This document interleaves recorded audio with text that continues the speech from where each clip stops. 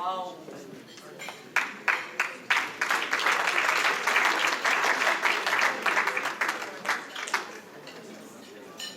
Thank you very much, Archbishop. Ngesindebele bathi lengubo oyikhumlile.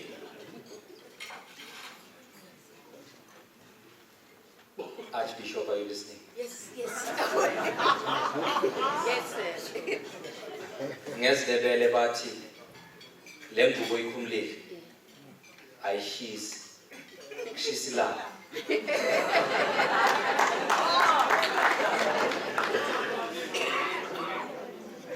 The next award goes to Father Lawrence Larry McDonald, also known as Inyoni in Swaziland, represented by the Bishop of the Roman Catholic Church in Swaziland.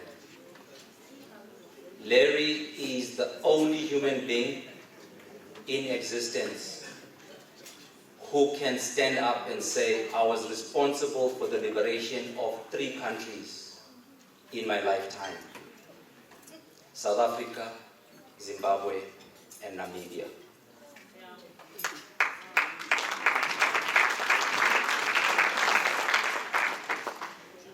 Without ever carrying a gun. He did it through his Bible and the chalkboard. Bishop, you have the floor.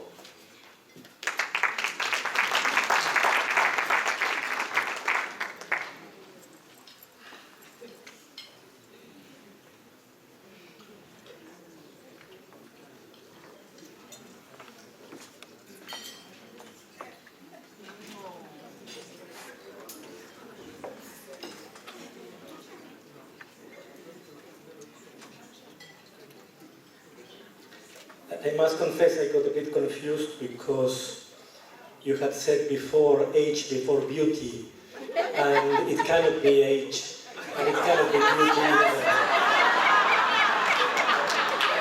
But it's fine. It's fine.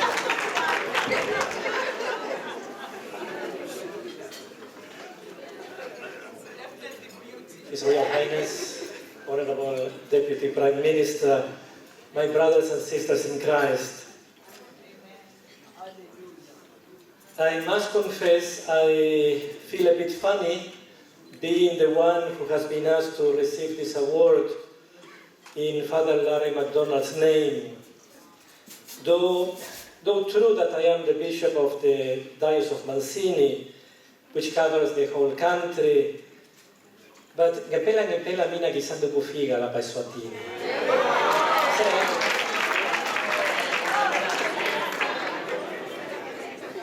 Kami ko alam mo bakulang naya. I may be, I think, the last one to arrive here, and there are people who knew him much better and shared their lives with him much more than me. Now, yesterday during my morning prayer, I came across what I think is a familiar passage in the Gospel of Matthew, where Jesus says, wherever your treasure is, there your heart will be. Wherever your treasure is, there your heart will be. Father Larry's treasure was certainly Jesus, and that is where his heart was. You know who said that? You will expect this to come from the bishop or to come from his religious superior. But in this case, this was said by the Honorable Prime Minister at his funeral. It is the union with Christ, he said, that guided and shaped the life of Father Larry. I found this important because we might get lost in the diversity of gifts he had without finding the center. This union with Christ became in him a call to become a priest in what we call the Salesian family. Salesian is for many of you a familiar word. Salesians is a community, a family of priests and brothers founded by Don Bosco, who dedicate themselves to the service of the young, especially the disadvantaged and the marginalized. Now, his union with Christ made the young people his treasure too. It was to them that he was sent to serve as a priest. So Larry was a constant source of projects that he believed would make an impact in the life of the young people and their families. Some succeeded more than others. Having come to know him in the last few years of his life, it amazed me how every time we met, he would refer to me what he thought should be done for and with the young people. Sometimes, though, it was not about starting a new project, but taking a decision that would deeply transform me. And to me, the most important one was the decision he took 1 year after he arrived in the Kingdom of Eswatini. He arrived here in 1970. He was probably 34, 35 years old. And after 1 year, and after serious consultation, he decided to close the boarding side of the Salesian school. I wonder if he could see the impact that single decision would have in the life of this country. At that time, only 5% of the children at the boarding school were Swazi children. The rest, I believe, were South African boys who, fair enough, were running away from the Bantu education. And even though that was a great service to them, the school had not been built for South Africa. It was built for the Swazi boys. And Larry says, the decision was one of the most controversial in the history of the school. But this tells you about the type of person he was, the vision he had, and the courage he had to take such a decision. Now, I always refer to this because in the last 5 years, I became Bishop of Manzini 5.5 years ago. By the way, I was born in Argentina. It's not written there because I see Lupuni Sibongo Sam. So I always felt it's a waste of time to tell the people my surname. That's why it appears always my 2 first names. Now, in the last 5.5 years, since I became Bishop of Manzini, you don't imagine the number of times people came to me and proudly said, I am a product of the Salesian school. I heard it even just now, not long ago. Professionals, business people, and people with political responsibilities in our country. True, it's not enough to take such a decision to change things. In a homily I shared a few days ago, I spoke about the Lone Ranger, a serial I used to watch when I was a kid. Larry was not a Lone Ranger.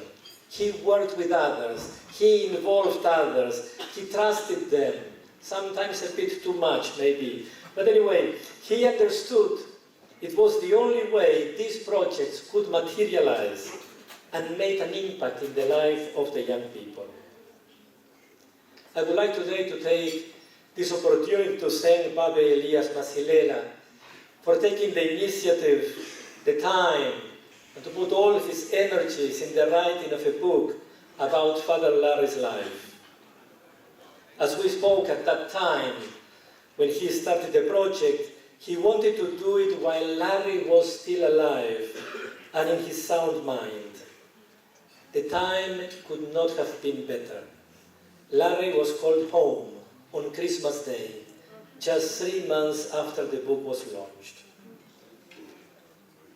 By the way, the book, you can find it downstairs, and I hope you are going to buy it before you go.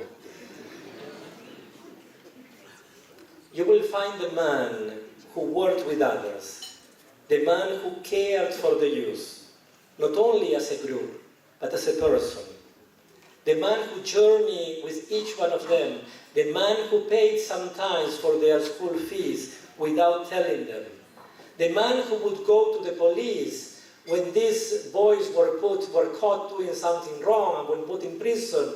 He would go and on his own authority, he will release them. I don't think I have the same authority myself as a bishop. I don't think I can go to the police and release anyone, saying I am the Bishop of Mancini. Larry could do that. This Ignoni, this eagle that had really an impact in the life of everyone.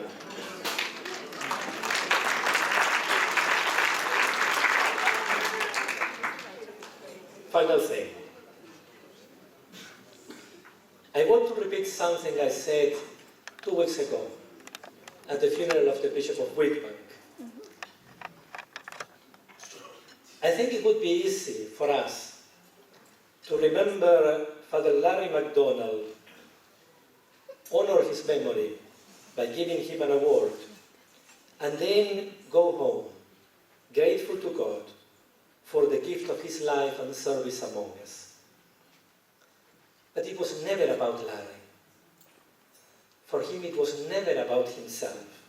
And I believe that would fail his memory. Larry pointed to the youth. And I believe young people today remain a challenge. And probably are a challenge in every country in the world. Sometimes we talk about them as a ticking time bomb. At a time of high unemployment, high consumption of alcohol among our young people, drugs becoming more and more part of their lives, abuse at home and beyond, our young people need to believe there is hope for them. They need to know not only that there is a future for them, but that there is a present too. They need to know they do matter and that we do care personally. Larry's story cannot be the last chapter of a book. He can be a beautiful chapter, but not the last one. It is a story that you and me are called to continue in the name of our faith and at the service of this beautiful nation. In cosinibus sis.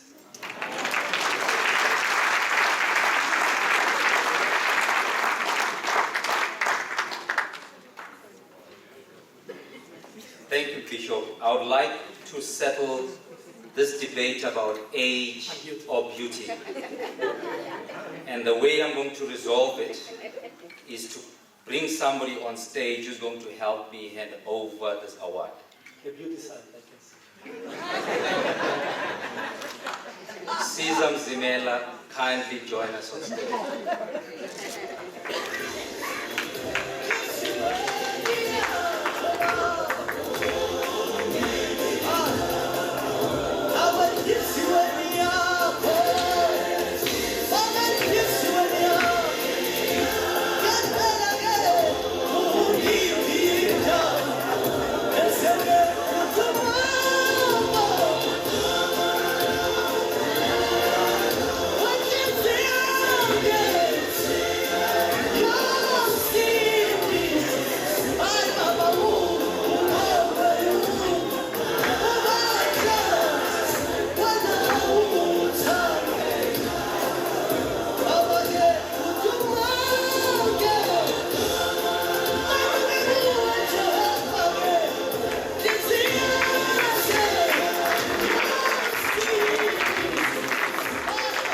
Thank you very much. You can decide whether it was age or beauty.